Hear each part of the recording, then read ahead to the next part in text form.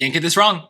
This is easy. If we know the rules that the grammar on the SAT is going to test, then this is a very simple process. We see that there are verbs in these answer choices. So the first verb rule we have to check for, remember there's 3 verb rules total, but there's one that comes first. That is going to be about singular and plural verbs. So we might call that agreement, verb agreement. So the first thing I'm going to do is I'm not even going to look at the sentence. I'm just going to categorize these answer choices as either singular or plural. This is something that with practice, you should be able to do within a few seconds. Are is plural, identify is plural, have identified is plural, identifies is singular.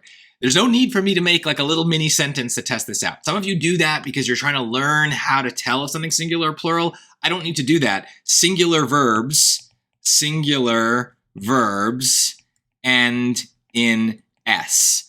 And I know, just looking at these choices, that these are all verb forms that even have that property of singular and plural. Some don't. Something like identified doesn't end in S, but it's not singular or plural, it's both, right? He identified the suspect, they identified the suspect, right? It doesn't matter whether it's 1 or 2 people, it's still identified. So these are all things that just you need to memorize if you really want to do well on these questions. And then because we have it memorized confidently, the answer is very, very likely D because of the 3 versus 1 rule. If we know that they're testing singular and plural verb agreement, there is going to be one choice that is one type and the other 3 will be the other type. And it's pretty much always going to be the one that's different. Just pick it and move on. And then if you do understand how singular and plural verb agreement works in a grammatical sense, you can actually take the extra step of proving your answer using the grammar rule itself, which would be finding the subject. So right now I'm looking, what is the subject of this verb?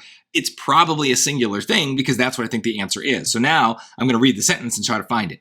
Legal scholars James Melton and Tom Ginsburg's analysis of de jure judicial independence and its growth over decades identifies 6 constitutional features that enhance such independence, including judicial tenure and selection procedure. I am confident it's D now. The reason is it's analysis, right? But they did a couple things to try to make us think that it's plural, that we are talking about multiple things, right? First of all, we have the people's names. Legal scholars James Melton and Tom Ginsburg. Well, they didn't identify the 6 constitutional features.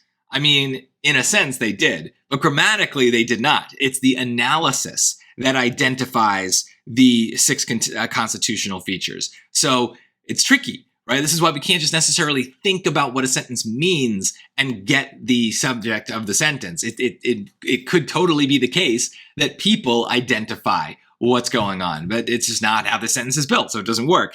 The analysis is what's doing it. And then the reason I know it's also not the 2 things, judicial independence and its growth over decades, even though that's plural, that's 2 things, is those things are part of a prepositional phrase that starts with the word of. That is a very classic way to misdirect. The subject of a sentence cannot be in a prepositional phrase, so I know don't bother looking there. And the apostrophe with the Ginsburg thing is really what tells me it's not the people either, because now an apostrophe almost turns nouns into adjectives. They become kind of like descriptions of things instead of things themselves. So all of that just means it's got to be analysis. That is the subject of the sentence. Again, it's very clear to me, but I'm certainly given a little bit of a boost knowing from the 3 versus 1 rule that it's very likely that D is right.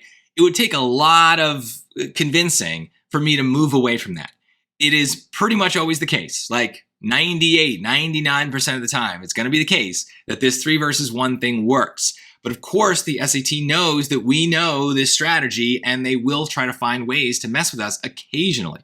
But just go with the strategy until it fails. And again, 98% of the time, you're going to be right anyway, even without proving it with the grammar. And I think it's a worthwhile risk to just trust the strategy and move on, especially if English isn't your first language and this grammar is difficult for you to understand. Don't bother trying to analyze sentences that are only going to make you doubt an answer that is very, very likely to be right. You're better off just trusting the strategy. But like with anything on the SAT, there is no strategy that works 100% of the time, but this one works so close to 100% that is definitely worth doing. And occasionally you might get broken. There are questions in the question bank that kind of go against this a little bit. We'll see them.